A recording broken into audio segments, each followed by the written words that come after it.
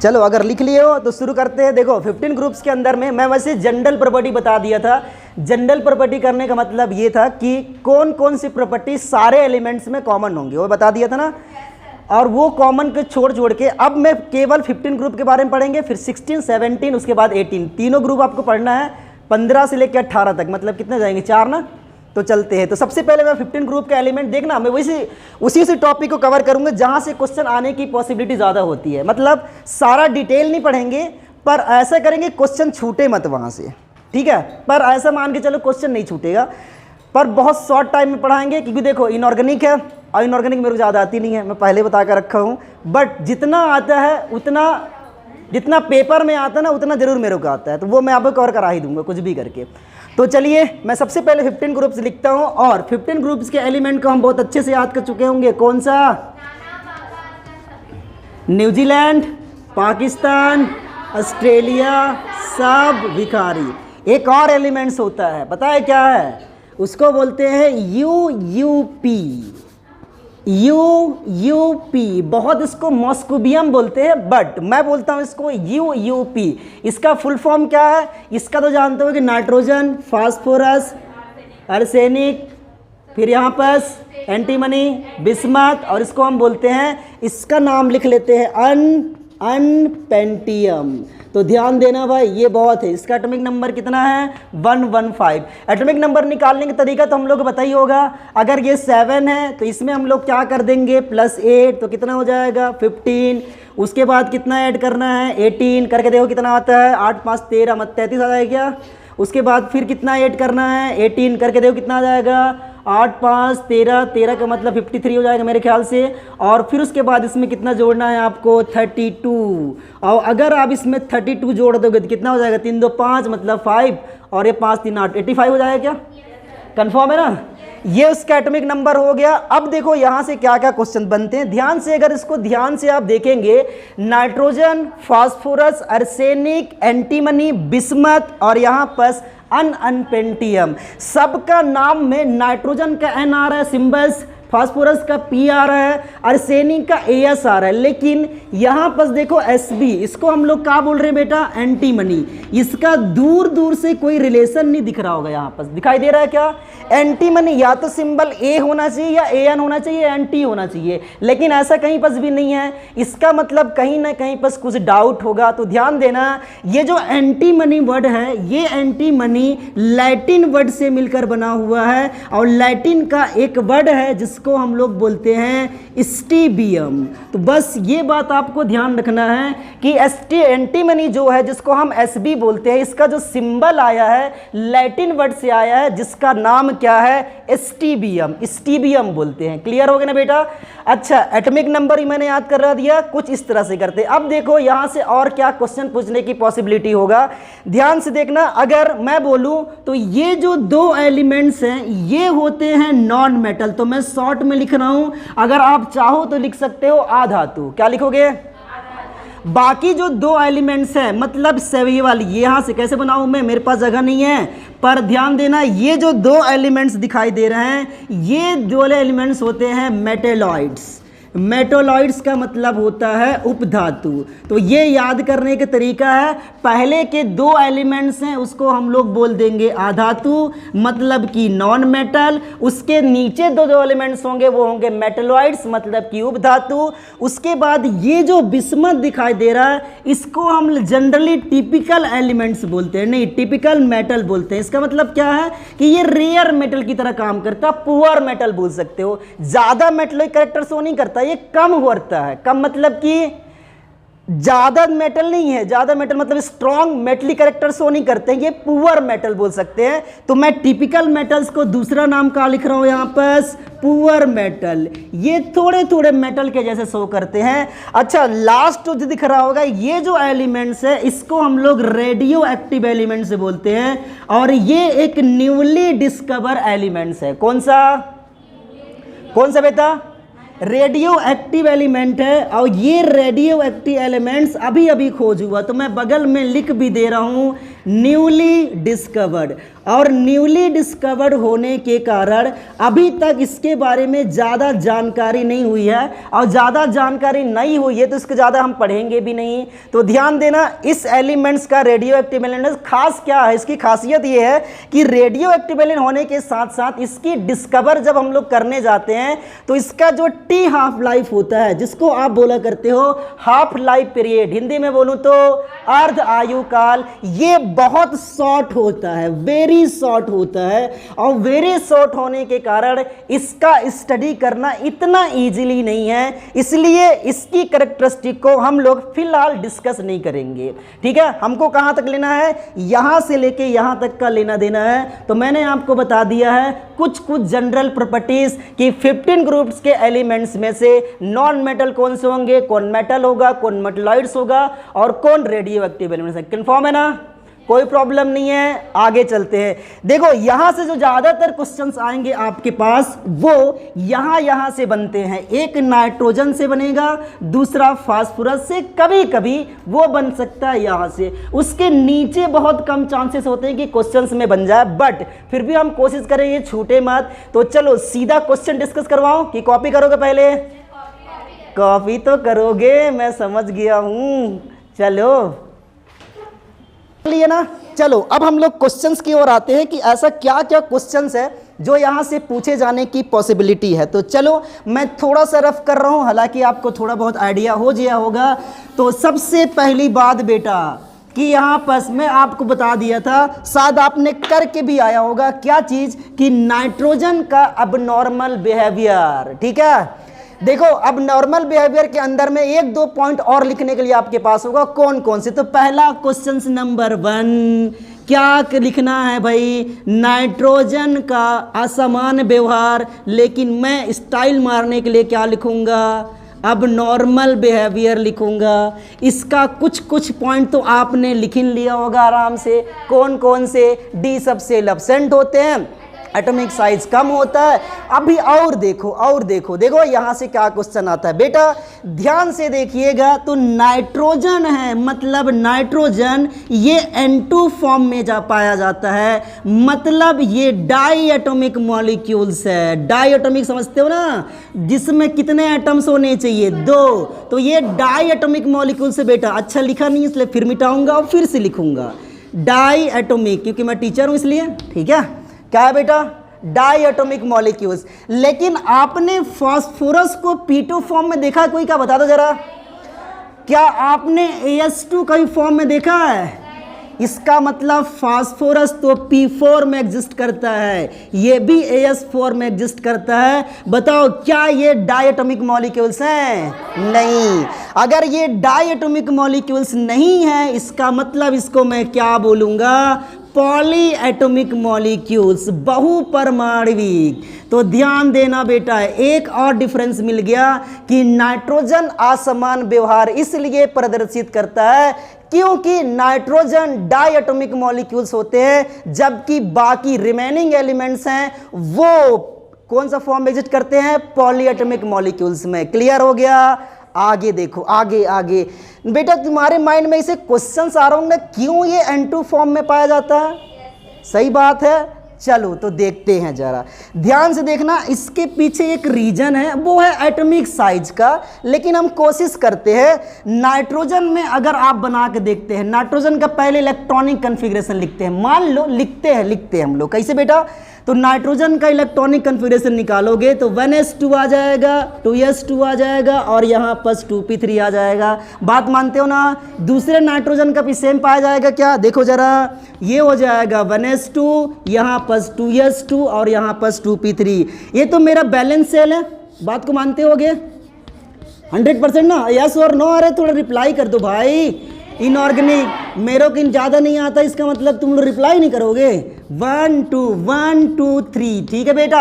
अब देखो हम लोग क्या करते हैं, दोनों ऑर्बिटल को ओवरलैपिंग कराने हैं भाई। देखो ओवरलैपिंग कैसे करेगा, मैं इसको ना उठा के यहाँ ले आ रहा हूँ क्योंकि दोनों को ओवरलैप कराना है, तो करा देते हैं, इसमें क्या दिक्कत है बेटा। ये S हो गया और ये P हो गया। तो चलो ये दूसरे नाइट्रोजन का 1 2 3, बताओ ये P ऑर्बिटल इसके साथ ओवरलैपिंग करेगा तो कौन सा बॉन्ड फॉर्म करेगा? Sigma bond. लेकिन ये P ऑर्बिटल है क्या? ये पी ऑर्बिटल के साथ बॉन्ड बनाया और क्या फॉर्म करेगा, पाई। यहां पर कौन सा बॉन्ड, पाई।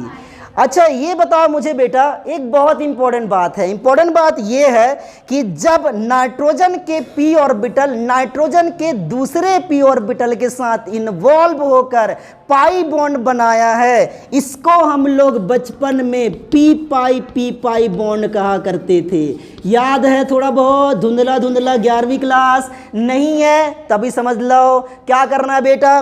क्योंकि इसका पी ऑर्बिटल का बनाए पाई ऑर्बिटल, इसलिए क्या बोल देते हैं इसको, पी पाई।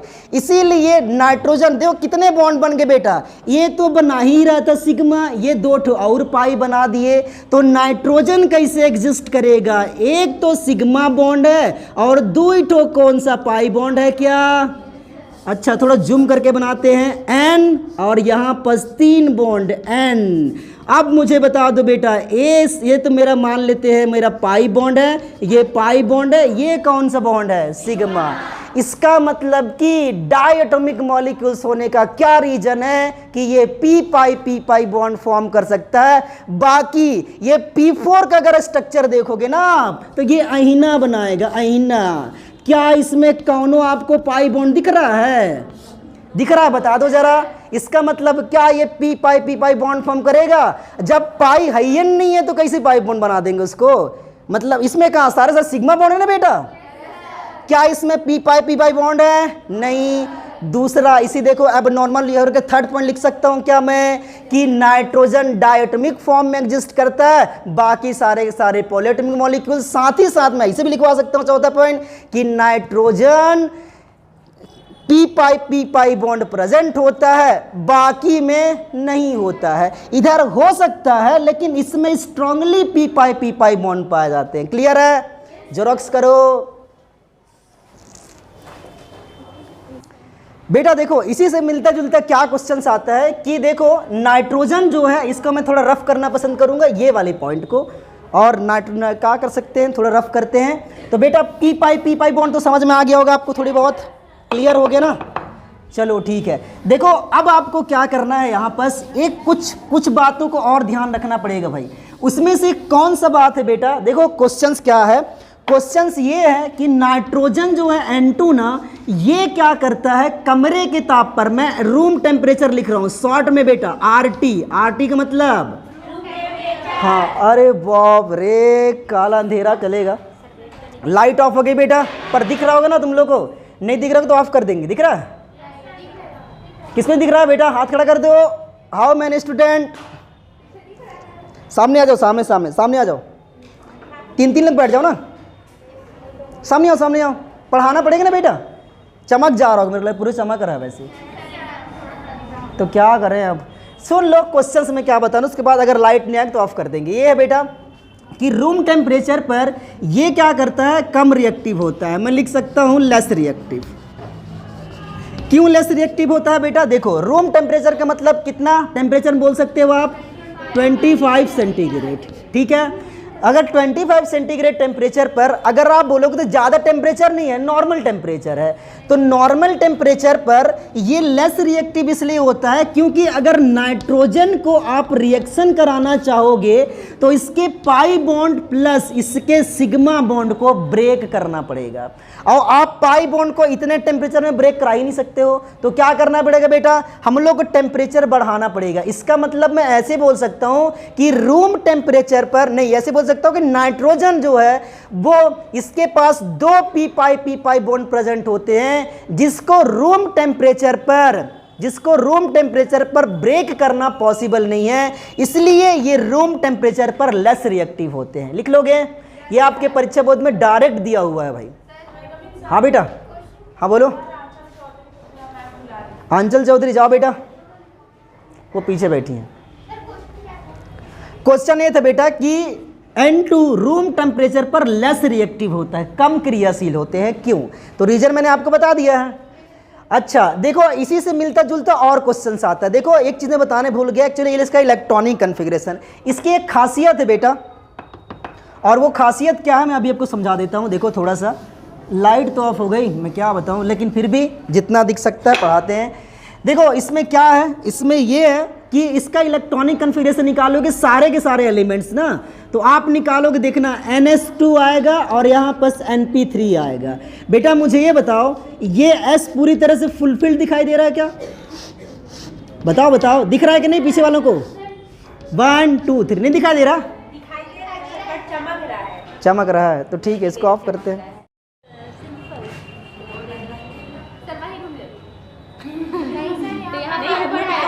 अरे तो मैं पढ़ा भी रहा हूँ ना। हाँ 10 दिन के लिए।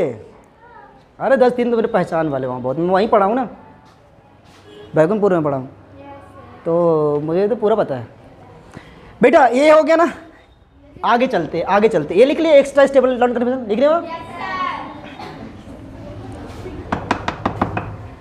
तो देखो मैं फर्जी पास हुआ हूँ, मतलब सोच रहे होगे।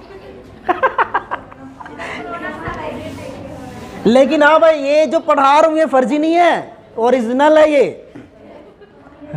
ये मैंने मेहनत करी है भाई।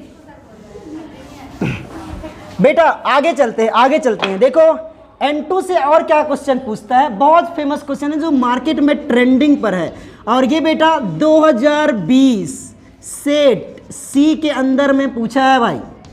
2020 चेक करके देखो ना, परीक्षा बोर्ड में लिखा हुआ है। अच्छा हाँ, याद मैं कर लिया हूँ। फिर ठीक है बेटा, अब देखो क्या करना है, अपने को करना कुछ नहीं है। 3 मार्क्स से क्वेश्चन था, 3 मार्क्स क्वेश्चन में ये बोला गया था, इसको मैं एक बार बता भी चुका हूँ सॉल्यूशन चैप्टर के अंदर में, कि नाइट्रोजन को हम लोग हीलियम के साथ सी डाइविंग में यूज करते हैं। सी डाइविंग का मतलब होता है समुद्री गोताखोर वाला, ठीक है? क्या बोलते हैं बेटा? गोताखोर में यूज करते हैं। लेकिन किसके जगह पर? N2 प्लस O2 के जगह पर। सॉरी, मैंने कहा गड़बड़ कर दी। हाँ वही तो मैं बोल रहा हूँ बेटा, N2 और O2 के जगह पर हम लोग क्या यूज़ करते हैं? इसका उपयोग नहीं किया जाता है, इसका उपयोग करते हैं हम लोग क्या? ऑक्सीजन प्लस He का। क्यों किया जाता है? इसके पीछे एक रीजन है। रीजन ये नहीं है, रीजन ये होता है कि N2 का उपयोग, नाइट्रोजन का उपयोग हम लोग सी डाइविंग में क्यों नहीं करते हैं। तो इसके पीछे सिंपल सा रीजन है, मैं बताता हूँ कैसे। कि नाइट्रोजन का जो ब्लड में सॉल्युबिलिटी है, मतलब solubility in blood of nitrogen, ये हाई प्रेशर पर सॉल्युबल होता है। तो मैं यहाँ पर क्या लिखता हूँ बेटा, कि हाई प्रेशर पर नाइट्रोजन क्या करता है? ब्लड के अंदर में सॉल्युबल है। ये लो प्रेशर पर सॉल्युबल नहीं है। मतलब मैं क्या बोल रहा हूं बेटा? Low pressure. ये हिंदुस्तान पेट्रोलियम नहीं है भाई, क्या है ये? High pressure. हाई प्रेशर पर बताओ नाइट्रोजन ब्लड में क्या होता है? सॉल्युबल। लेकिन अगर लो प्रेशर पर बोलूं तो ये ब्लड में सॉल्युबल नहीं होता है।